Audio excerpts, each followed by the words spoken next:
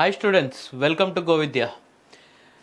ఈ పర్టికులర్ సిరీస్లో మనం ప్రీవియస్ ఇయర్స్ క్వశ్చన్స్ అలాగనే ఇంపార్టెంట్ క్వశ్చన్స్తో మనం కాన్సెప్ట్స్ని నేర్చుకుంటున్నాం. ఓకేనా? సో క్విక్లీ మనం మళ్ళీ క్వశ్చన్స్ బేస్డ్గా కాన్సెప్ట్స్ నేర్చుకోవడం మొదలు పెడదాం. ఓకేనా? First question, correct syntax for and if statement. So if statement అంటే కండిషనల్ స్టేట్మెంట్ గురించి అడుగుతున్నాడు. ఓకేనా? ఇఫ్ స్టేట్మెంట్ గురించి మీకు ఐడియా ఉండొచ్చు, but I will explain just. So if statement ఎందుకు వాడతామంటే, ఎప్పుడైనా మనం ఏదైనా ఒక పని జరగడానికి in order to for a work to happen, ఈ particular if statement based on condition. So ఏం చేస్తుందంటే కంప్యూటర్ ఇఫ్ స్టేట్మెంట్లో ఇక్కడ ఒక కండిషన్ రాస్తాం. ఫర్ సపోజ్ ఎక్స్ అనే వాల్యూ బట్టి మనం ఒక కండిషన్ రాద్దాం అనుకుంటున్నాం. ఎక్స్ ఈజ్ గ్రేటర్ దెన్ 5 అయితే,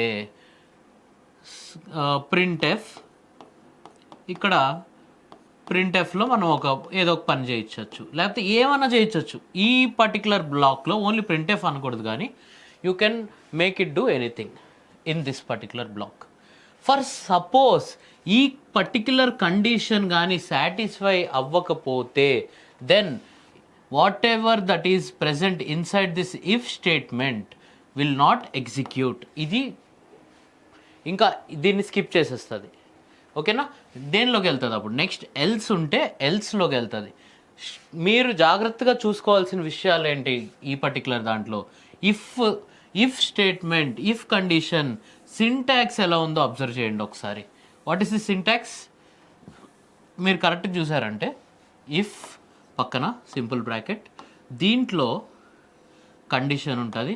పక్కన జనాలు ఏం చేస్తారంటే తొందరలో పక్కన ఇది పెట్టడం అలవాటు అయిపోద్ది, ఫుల్ స్టాప్. ఓకేనా? టర్మినేటర్ పెట్టడం అలవాటు అయిపోయి ఉంటుంది. టర్మినేటర్ ఉండదు. ఓకేనా? What I'm I saying? Terminator will not be there. Okay? Flower brackets open చేసుకుంటాం. ఓకే? దీని లోపల మల్టిపుల్ లైన్ కోడ్ రాయొచ్చు, లేకపోతే మీరు సింపుల్గా ఒక సింగిల్ లైన్ అయితే ఇక్కడే రాసేయచ్చు, నో ప్రాబ్లం. ఇండెంటేషన్ ఇచ్చి రాసేయచ్చు. ఓకే? సిమిలర్లీ ఎల్స్ తర్వాత కండిషన్ ఉంటుందా? ఉండదు, ఓన్లీ ఇఫ్ తర్వాత ఉంటుంది. So this is the general syntax. Syntax అంటే ఒక గ్రామర్. అంటే ఇఫ్ కండిషన్ మనం కంప్యూటర్తో ఎగ్జిక్యూట్ చేయించాలన్నప్పుడు మనం రాయాల్సిన పద్ధతి ఏంటి మీరు అబ్జర్వ్ చేయండి. ఇఫ్ తర్వాత కండిషన్ దేంట్లో ఉండాలి? ఇలా ఉండాలి, కానీ అక్కడ ఉందా? లేదు. ఇక్కడ కూడా సేమ్ ఎర్రర్. ఇక్కడ సింపుల్ బ్రాకెట్స్లో ఉండాలి, అది అవునా? ఎర్రర్. ఇది చూడండి, ఇఫ్ కండిషన్ సింపుల్ బ్రాకెట్స్లో, ఫ్లవర్ బ్రాకెట్స్లో మీరు చేయించాలనుకున్న పని. So this is the correct answer. ఓకేనా? ఇఫ్ ఎల్ స్టేట్మెంట్స్ మనం ఈ కండిషన్ బేస్డ్ టాస్క్ పర్ఫామ్ చేయించడానికి యూజ్ చేస్తాం. Okay? Next question, which of the following is not valid variable name? Variable names సిలో ఏమేమి ఉండొచ్చు? దాంట్లో ఫస్ట్ లెటర్స్ ఉండొచ్చు. ఓకే? తర్వాత నంబర్స్ ఉండొచ్చు. తర్వాత సింబల్స్లో only one, that is under score ఉండొచ్చు, అంతే. ఎట్ ద రేట్లు, డాలర్ సింబల్స్, హ్యాష్ ట్యాగ్లు ఇవేమీ ఉండకూడదు. Only one symbol is allowed, that is under score. ఓకేనా?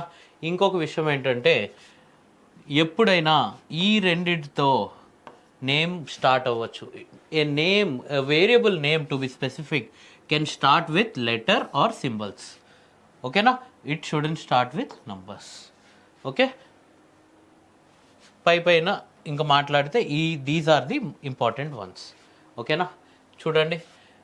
ఓకే, ఇక్కడ ఇంకొక విషయం, వేరియబుల్ నేమ్ మనకి ఈ పాయింట్ మీకు ఆల్రెడీ తెలుసు అనుకుంటున్నా.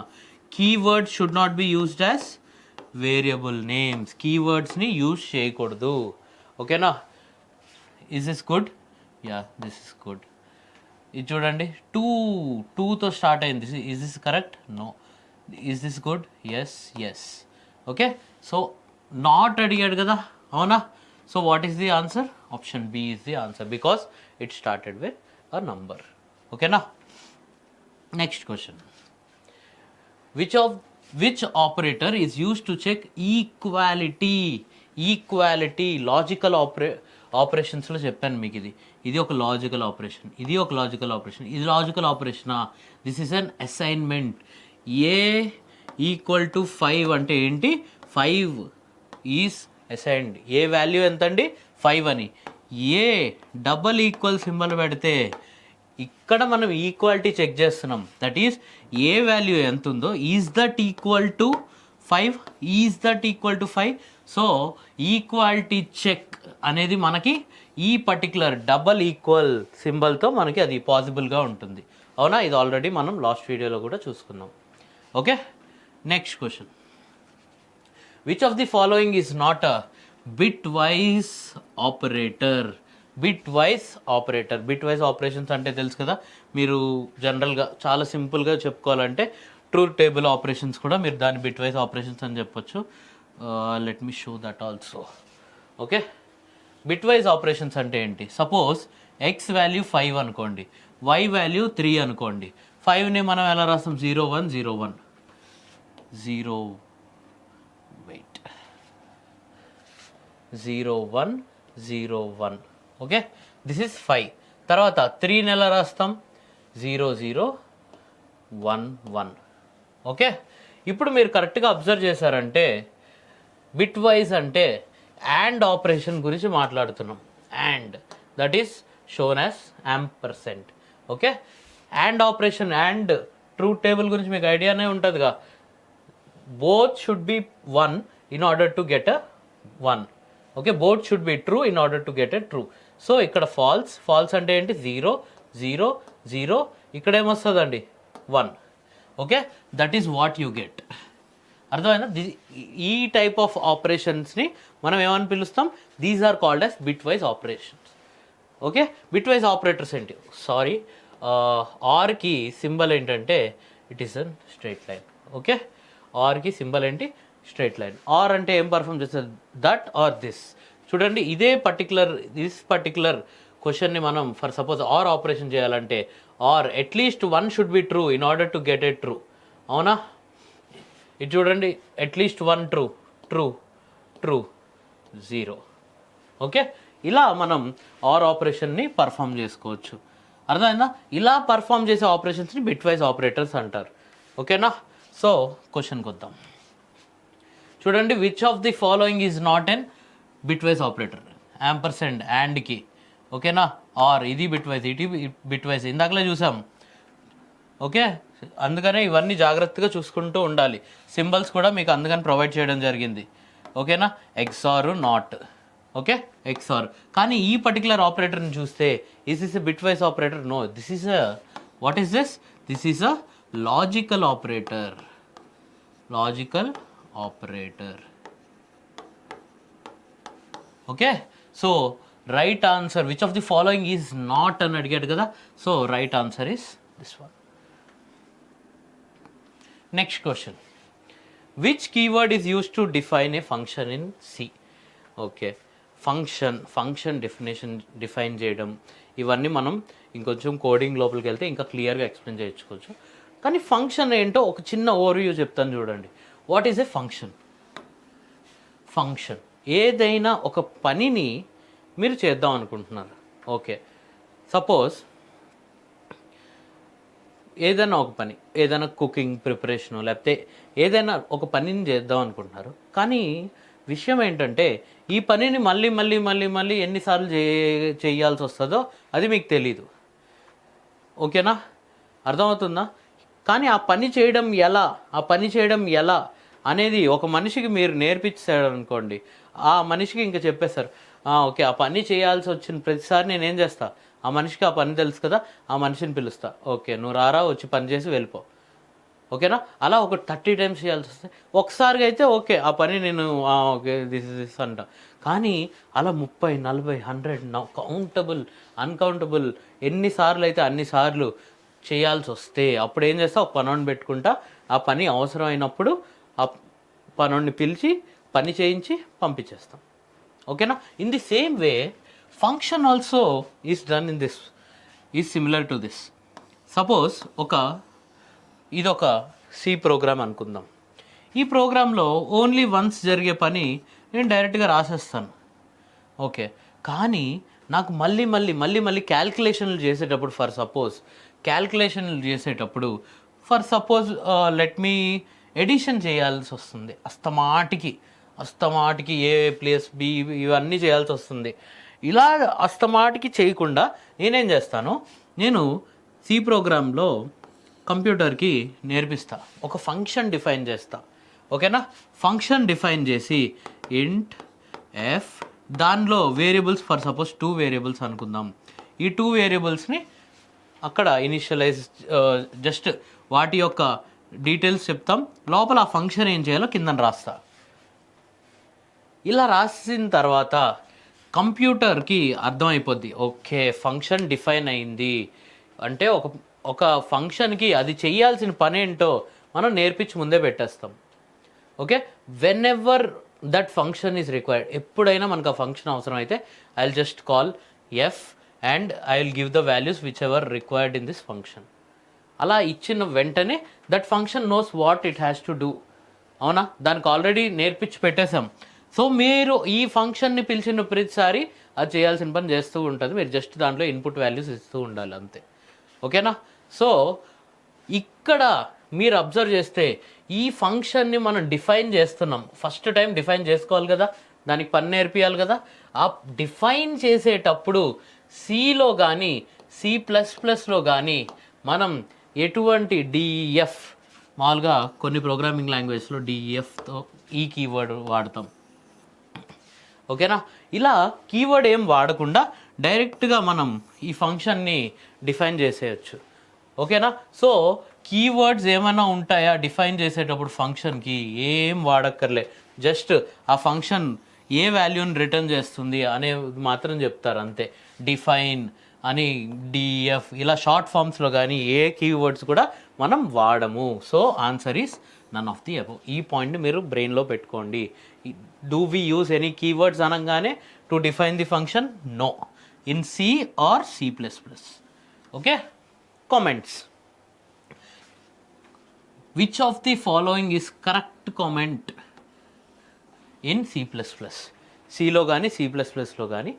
ఓకే, కరెక్ట్ కామెంట్ ఫార్మాట్ ఏంటి? కామెంట్స్ ఎందుకు వాడతాం? నేను పెద్ద కోడ్ రాశా, సూపర్ కోడ్ రాశాను నేను, ఇప్పుడు ఈ కోడ్ నాకైతే అర్థమవుద్ది. నేను కాకుండా వేరే వాళ్ళు ఎవరైనా వచ్చి ఇదే కోడ్ చదవాలని ట్రై చేస్తే కొన్నిసార్లు ఇబ్బందులు ఫేస్ చేయాల్సి వస్తుంది. అవునా, అలా ఇబ్బందులు ఫేస్ చేయకుండా వాళ్ళకి నీట్గా ఆ కోడ్ పక్కన చిన్న నీట్ ఎక్స్ప్లెనేషన్లు ఇచ్చాను అనుకోండి, then this code readability will improve. అవునా, సో అలా మనం చిన్న నీట్గా వాళ్ళకి కామెంట్స్ ఇస్తాం.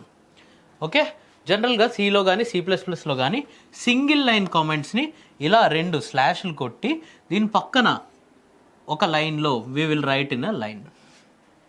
ఓకే, ఫర్ సపోజ్ ఇదే మల్టీ లైన్ కామెంట్స్ అంటే ఒకే లైన్లో కామెంట్ కాకుండా మోర్ దెన్ 1 లైన్లో కామెంట్ రాయాలనుకున్నారు అనుకోండి, ఒక స్లాష్ స్టార్ ఇక్కడ ఎండ్ అయ్యేటప్పుడు స్టార్ స్లాష్, ఇలా మల్టీ లైన్ కామెంట్స్కి మనం ఎలా వాడతాం సింటాక్స్? ఇలా ఈ స్లాష్ స్టార్ మధ్యలో రాసుకుంటే దిస్ వన్ బాగా గుర్తుంచుకోండి, కమెంట్ అనేది కంప్యూటర్ చదవదు, స్కిప్ చేసేస్తుంది. అది ఎవరి కోసం రాస్తున్నాం? For whom are we writing this comment? For the person, for the another person, whoever will read this particular code in order to improve the readability. Okay na? Got it? Single line comments kaite double slash, multi line comments kaite slash star. Okay, చూస్తే మీకు అర్థమైపోయి ఉంటుంది ఈ పాటికే. What is the correct answer? This is the correct answer. ఓకేనా, next question. Which of the following is called address operator? Okay, చాలా సింపుల్గా చెప్తాను. స్కాన్ఎఫ్ మనం యూజ్ చేస్తుంటాం కదా. ఓకే, స్కాన్ఎఫ్ మనం యూజ్ చేస్తూ ఉంటాం కదా. ఈ పర్టికులర్ స్కాన్ఎఫ్లో మనం లాస్ట్లో ఒక వేరియబుల్ యొక్క అడ్రస్ని రిప్రజెంట్ చేస్తూ ఉంటాం కొన్నిసార్లు. అవునా, ఇలా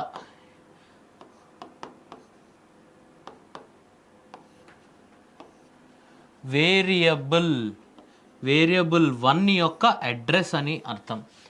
okay, ampersand is the address operator. ఇదే దేనికి? ఇది మాడ్యులర్ డివిజన్. అవునా? ఇది what is this? This is an multiplication, this is a minus. ఇది what is this ampersand used for? This is used to indicate address of that particular variable. ఓకేనా? ఇంకొక విషయం మీరు బాగా గమనించుంటే, ఇందాకలు మనం బిట్వైజ్ ఆపరేటర్స్లో కూడా యాంపర్సెండ్ వాడాం. That is for and operations in bitwise operators. So ఇది మనం అలా కూడా వాడచ్చు, ఇలా కూడా వాడచ్చు. This is used in both cases. ఓకేనా?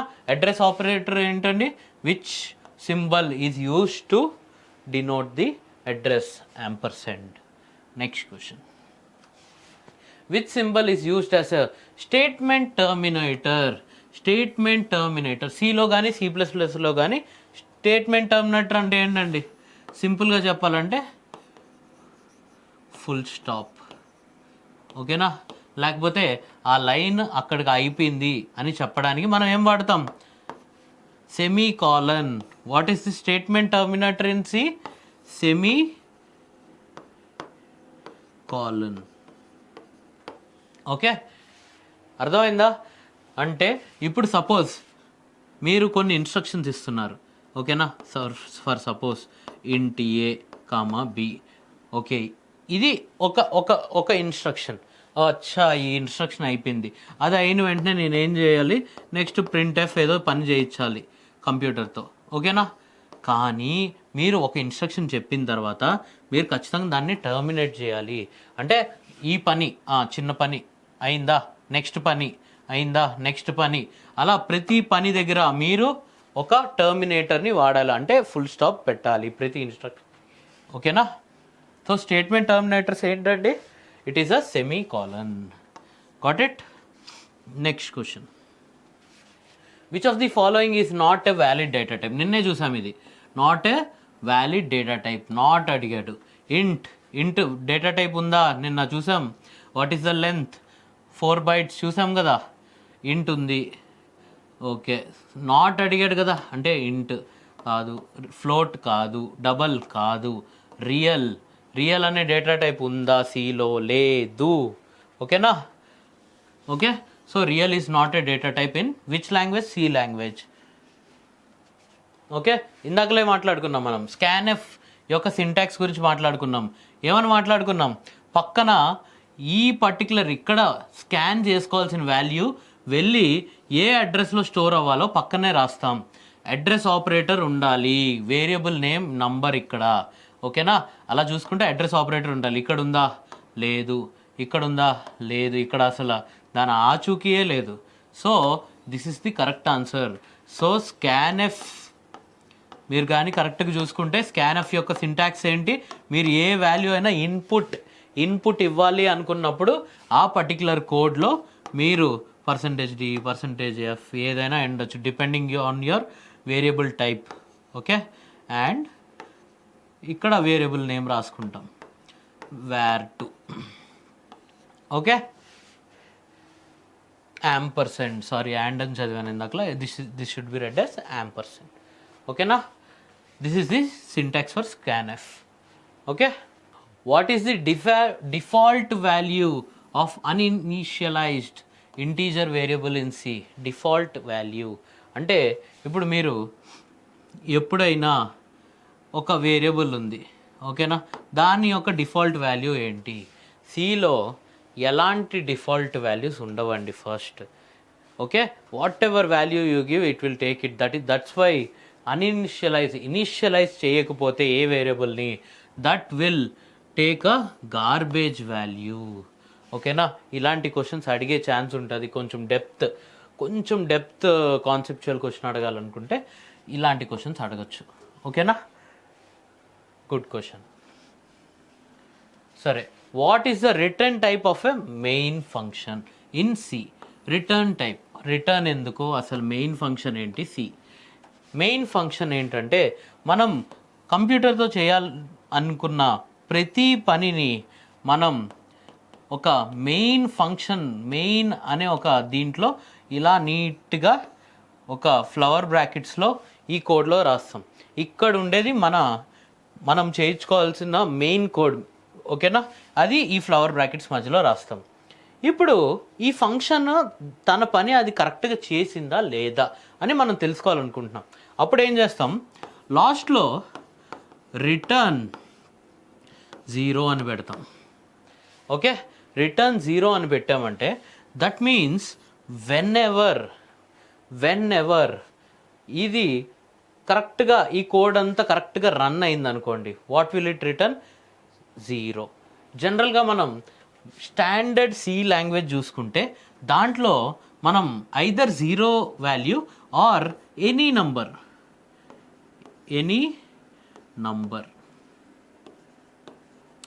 0 వచ్చింది స్టాండర్డైజ్ చేసింది మాత్రమే చెప్తున్నా. స్టాండర్డ్గా మనం ఫాలో అయ్యేదేంటి, 0 రిటర్న్ చెయ్యి. ఓకే, అంతా ఈ కోడ్ అంతా బాగా రన్ అయితే నువ్వు నాకు 0 రిటర్న్ చెయ్యి అని చెప్తాం.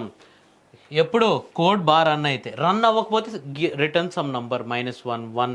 జనరల్గా ఇంటీజర్ వాల్యూస్ని మనం ఈ పని కోసం వాడతాం. ఈ ఫంక్షన్ కరెక్ట్గా పనిచేసిందా లేదా అని తెలుసుకోవడానికి. ఓకే, చేస్తుంటే రిటర్న్ 0 నాకు return, okay this is the value అని ఇవ్వు. లేకపోతే పని చేయకపోతే some other number will be given. ఓకేనా. So return type of a main function ఏంటి, it will be a int. చూడండి, ఈ రిటర్న్ ఏ నంబర్స్ ఇవి, ఏ నంబర్స్ బేస్ చేసుకొని రిటర్న్ అడుగుతున్నాం, ఏ వాల్యూస్ని రిటర్న్ చేయమని అడుగుతున్నాం, దీస్ ఆర్ ఇంటీజర్ వాల్యూస్. ఓకేనా. Okay, next question. Which of the following loops will always execute at least once? First loop అంటే ఏంటో చెప్తా సింపుల్గా. ఓకేనా. లూప్ అంటే ఏంటంటే, ఫర్ సపోజ్ ఒక పని ఉంది. ఓకేనా. సపోజ్ నేను క్లాస్లో టాపర్ ఎవరో చెక్ చేద్దాం అనుకుంటున్నా. క్లాస్లో 100 మంది ఉన్నారు. ఓకేనా. ఒక్కొక్కరిది నేను చెక్ చేద్దాం అనుకుంటున్నా, హూ ఇస్ ది టాపర్ అని. ఓకేనా. ఫస్ట్ ఒక స్టూడెంట్ని తీసుకుంటా, తన మార్క్స్ చూస్తా. ఓకే, అలా కంపేర్ చేయడం కానీ, లేకపోతే క్లాస్లో ఉన్న అన్ని స్టూడెంట్స్కి నంబరింగ్ ఇద్దాం అనుకుంటున్నా.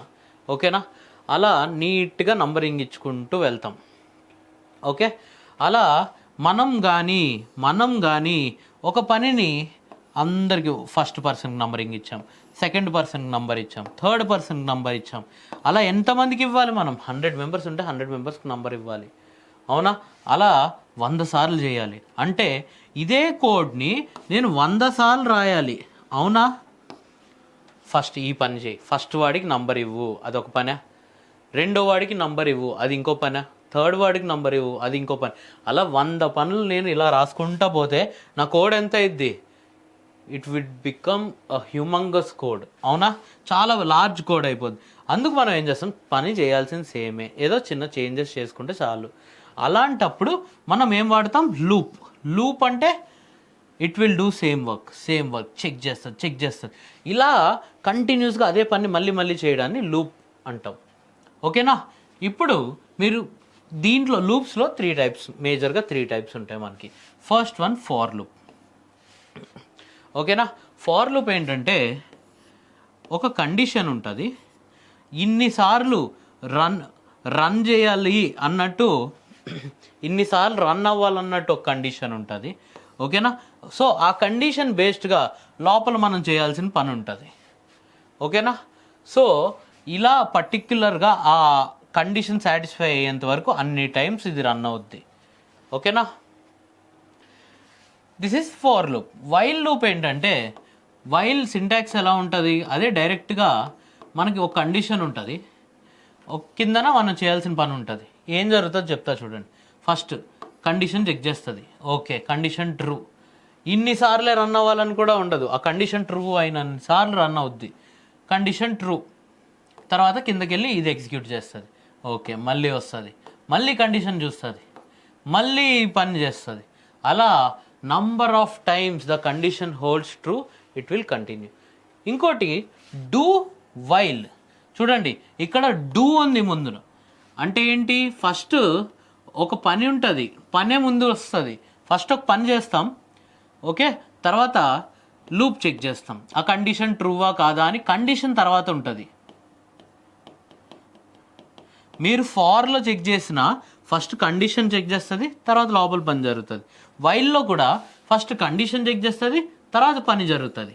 కానీ డూ వైల్లో చూస్తే ఫస్ట్ డూ అంటే చేయడం, ఫస్ట్ ఈ పని చేసేయి, తర్వాత కండిషన్ చెక్ చేయి. అంటే పని ఖచ్చితంగా ఒక్కసారైనా జరిగిందా లేదా? ఫస్ట్ పని చేస్తుంది, కండిషన్ చెక్ చేస్తుంది, ఫాల్స్ అయితే ఇంకా చేయదు. కానీ ఒక్కసారైనా పని జరిగిందా లేదా? ఓకేనా? ఫర్ సపోజ్ ఇక్కడ కండిషన్ ఫాల్స్ అయితే ఇది ఎగ్జిక్యూట్ అవుద్దా? అవ్వదు. ఇక్కడ కండిషన్ ఫాల్స్ అయితే ఇది ఎగ్జిక్యూట్ అవుద్దా? అవ్వదు. ఓకే, సో ఇలా డూ వైల్ లూప్లో ఖచ్చితంగా ఒక్కసారైనా ఎగ్జిక్యూట్ అవుద్ది. It will execute at least once.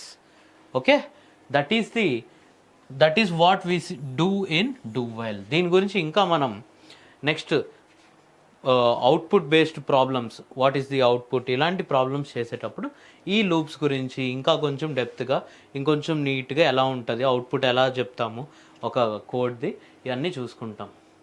ఓకేనా? Thank you.